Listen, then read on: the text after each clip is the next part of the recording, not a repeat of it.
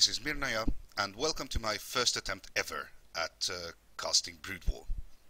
Before we jump into the games proper, I would like to make a few disclaimers to get a few issues out of the way. I promise they won't take more than 2 minutes, I think. Disclaimer number one, and that's the big one, I am not a Brood War player myself. And for a long time, actually, this was the single biggest self-perceived obstacle that has kept me from trying myself as a caster. You can try to be as knowledgeable as possible, I will try, but obviously there is a glass ceiling. I will never have quite the insight of a good Brood War player. I don't really have the time and, to be honest, the nerves to play online regularly.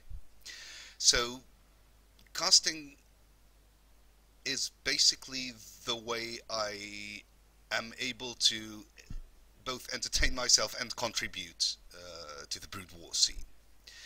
And I'm also very aware that I will probably have great blanks in my brain of how the game works. I will try to learn as much as possible, and I understand that this is a constant process. There is never a time when you know how it works. Disclaimer number two, I'm sick. I have a cold right now, so I will probably sound even more Barry White-ish than normally. Please excuse me for that. Disclaimer number three, if you watch the cast, I'm very honored. If you're in fact entertained, I will be very happy. If you give me constructive criticism, I am even more honored. And if I incidentally do something well, and you mention it, I'm also very happy to hear that. Apart from being a confidence boost, it also helps me to realize what things I should not change in my future casting. Disclaimer 4, as you have probably figured out by now, I am not a native English speaker, and there's not much I can do about that. I will not be able to reload my save game at childbirth, will have been exposed to different linguistic stimuli as a very small child, so that's that. And disclaimer 5, obviously, I am scared shitless right now. I know the average expectations of the Team Liquid Brood War community. I'll try my best. As my grandfather used to say, if you dance better than you're able to, you're an idiot. So, after this, all of this out of the way, let's talk fucking Brood War. This is from last Sunday's Defiler tour number 58. For some reason, nobody seems to be casting it in English, and so it was quite an easy choice for me to download the replay pack and just scroll to some games where the names of the players caught my eyes. I know this is going to be a game between LRM Bakuryu and BOSS.Top, who is also known as Topstar. I believe this has been casted by Yoda live last Sunday. And I realized that Yoda casts best casts. I know this because Yoda said so. But this was the first game I encountered where I thought, okay, let's try that. So this is from the winners round quarterfinals. It's a best of 3, and the first map is on electric circuit. So without further ado, and after this lengthier than I have bargained for introduction, let's jump into the game. And let me add some sound. And background music, and on pause. So, spawning at the 2 o'clock position, as the blue Zerg, we have the German Zerg Bakuryu, who begins with a frowning face, as he sent his overlord in a different direction initially than he wanted to. And at the bottom left corner, at the 8 o'clock position, we have the red Terran, the Korean Terran, BOSS.Top, also known as Topstar. So, map is electric circuit. Naturals are situated clockwise from the mains. And Bakuryu initially sent his overlord, I guess, to scout for the natural of the bottom right corner, and then changed his mind and sent his first overlord to the closest possible natural, which is kind of here on the map. At 9 drones, Bakuryu's hatching an overlord, and BOSS.Top is not going to go for any crazy shenanigans. He's building his first supply depot at a normal time. Electric Circuit has no ramp and quite a wide choke at the natural. In the meanwhile, I believe this was an overpull from Bakuryu, and the second overlord is going where initially he meant to send his first, and I have managed to kind of mess up my overlay. Please excuse me for that. I will fix this in the future, and there is some setting that disables your mouse from interfering with it, which I have obviously not explored sufficiently. So, BOSS.Top has not scouted and is going to expand very quickly before barracks. It's a ballsy play, to say the least. And in the meanwhile, Bakuryu is about to confirm that BOSS.Top is not here. He's also drone scouting, and, well, after the drone reaches the bottom right position, he will discover that BOSS.Top must be at the bottom left. So, 14 CC, I believe, from BOSS.Top. And only now is he scouting, and he's scouting cross positions first. Probably thinking that if Bakuryu had spawned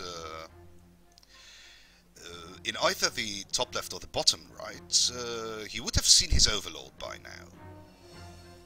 So the initial 6 Zerglings from Bakuryu are, well, now that he knows that BOSS.Top is at bottom left, are going to go and poke, and the barracks is not even done. So BOSS.Top will definitely need to pull a few SCVs, and the links go into the main, and there's the SCV pull. And, well, so far the links seem to be at a huge advantage. Still all 6 alive, and have basically free reign over Top's base. And oh my god, this is brutal. First Marine is out, but the Zerglings actually decide to play conservatively. 3 Zerglings left in the base, take out another SCV.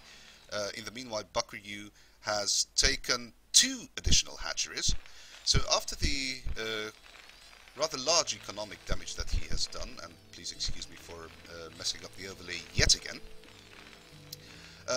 he's deciding to fall back and go for I guess standard 3 hatchery play, and is right now positioning his overlords, moving his overlords into position.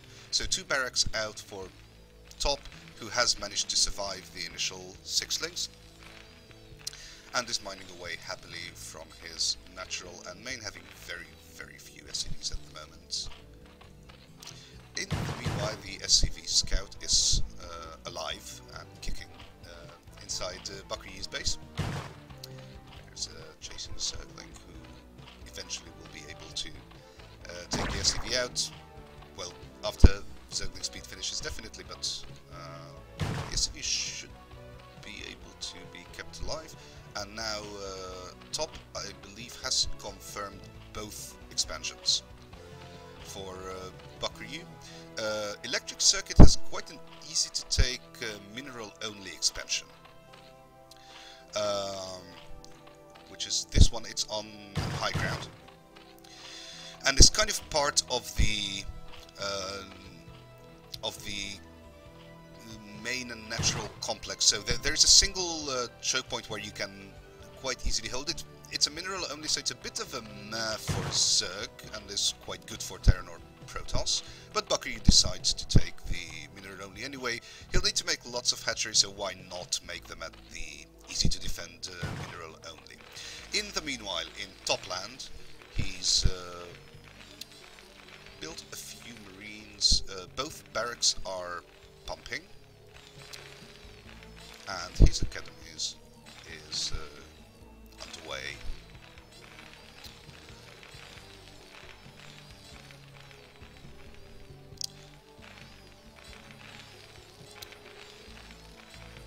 Has stopped marine production for now, especially since he is supply blocked. Bakuryu droning up, Lair is done, Spire is almost done, and where is the engineering bay? There's the engineering bay. If Top starts building his turrets as soon as it's done, they should be completed well in time. Takes about, I believe, 40 seconds on this map for mutas to hatch and make their way across the map. So Top should be safe from the initial volley of mutas. Constants are coming up, and where are the turrets? Okay, there's the first one being built at the natural, and there's the first turret as the main as well. And just before the mutas hatch, Top decides to move out, kills the two warning zerglings of Bakuryu, but decides to return immediately afterwards and greet the mutas at his natural. Bakuryu's mutalisks are out and flying towards the main base and the production center of Top, which is kind of removed from either of his mineral lines, so he actually needs to build additional turrets to protect his barracks, so the mutas won't be able to camp it. Okay, mutas stuck. Bakuryu is macroing 4 sunkens built at the common choke point to the 3 bases. Safe defense, and there's other mutas. Marines are immediately coming in to engage the mutas, but only 4 went in initially. Oh, the mutas are quite brave and are almost engaging the Marines head on, somewhat using the high ground for protection. 1 muta was actually lost by Bakuryu because of that. Top completes his second turret near his main mineral line, but oh, Bakuryu's mutas managed to not quite snipe it, and Top sends an SCV immediately to repair the turret, and the Marines actually managed to chase the mutas up to the high ground. Okay, mutas now take a turn and spot the barracks with the 2 turrets, but Bakuryu decides to leave the turrets alone and flies his mutas back, probably to rejoin with additional ones for reinforcements. Is he making additional mutalisks? No, he's switched into Hydras, and he's completed the Queen's Nest, and is going for a rather fast hive. So this is pretty much the most standard way Bakuryu can be playing. He's placed Zerglings and Overlords all around Top's base to make sure he knows if he's moving out, and there's the Zergling blood, so he knows that Top has moved out his Marines, but yet again Top is being indecisive and not pushing further out. How is his tech? Factory and machine shop complete, starboard is going up and is adding a 4th barracks, and his Marine force are just standing outside of the natural choke, which is not a very advantageous position, or maybe he's trying to think that if the mutas fly into the natural, he can trap them. Another Zergling arrives to warn Bakuryu should the Marine medic force move out, and Bakuryu has taken the lower right main and the natural. Lurkers are complete. There are 2 lurkers and a sunken protecting the other natural, and so with lurkers complete, he actually has the option of getting these stacked side disruptors down. There's 10 of them on top of one another, and mounting an attack through this high ramp all the way down to the main. And well, Top does not seem to be keeping an eye on that. He should know that there's a possibility that lurkers are already out, so eventually he should position something there to keep watch. In the meanwhile, the hive has finished and the Defiler mound is almost done. And how is the science vessel situation? Is one out already? I don't think so. I think that's the first science vessel. There's one tank which is not accompanying the expeditionary force. So the Marines move out, take out one scouting Zergling, and yet again Top moves back. Bakuryu's Mutalisks are being kind of idle, so he's not using them for scouting and he's not using them for harass, and ooh, that might be slightly dangerously close to the Marines. They notice the Mutas, but good reaction from Bakuryu, flies the Mutas away and is trying to use the chasm on the space platform to micro-ram the Marines, but then decides for better. These are 1-0 Marines, so they are already rather effective against Mutas, and I don't believe Bakuryu has gotten any upgrades for his Mutalisks since he went for fast hive instead, rather than prolong Mutalisk harass. Oh! Science vessel caught by the Mutalisks does not have energy for radiate, if that is even researched. It probably is, and I just completely missed it. But the Mutas take down the science vessel and are now trying to stall the Marines from reaching the base. Okay, there's 6 lurkers defending a Nidus Canal, which is very handy just now. Defiler is out and is at full energy, probably because they must have consumed already. It must have consumed already. And there's the engagement. As swarm goes down, lurkers burrow underneath, and obviously that forces Top to pull back, since there are no vessels to radiate lurkers under swarm, which is, well, I think from a Terran basically other than spider mines, the only way to damage lurkers under swarm. Small flanking force coming towards the natural from Bakuryu. Defiler throws down the swarm, but this is more like the positions, however, it is about to get sandwiched, as Top has drawn his main force back from the 5 o'clock bases. And Bakuryu seems to be slightly indecisive in what move he wants to take. Top was not watching his army. He was in a perfect position to slaughter the lurkers, but instead it turned out completely the other way around. The Marines being on the move and giving ample time for the lurkers to borrow and just kill every single Marine there was. I just saw the Vulture go by, yes, and in fact the Top has already mined up. His natural choke makes for an extremely good defensive position. Lurkers will have to be very, very careful advancing forward, and there is the mine exploding into a few lurkers. Okay, Vultures are out on the map, and where did they catch the Vultures as well? No. The 2 medics seem to be played.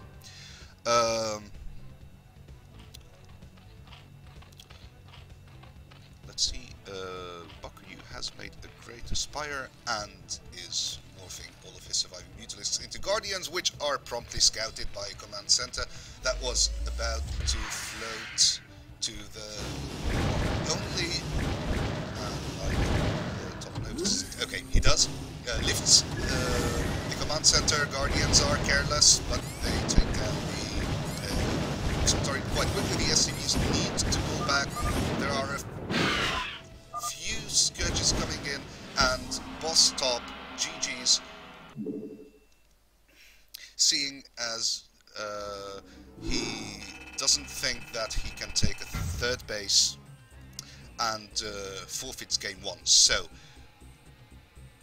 Bakuryu is up 1-0 in the best of 3, and I'm going to cut the recording right here, and we'll come back with game number 2.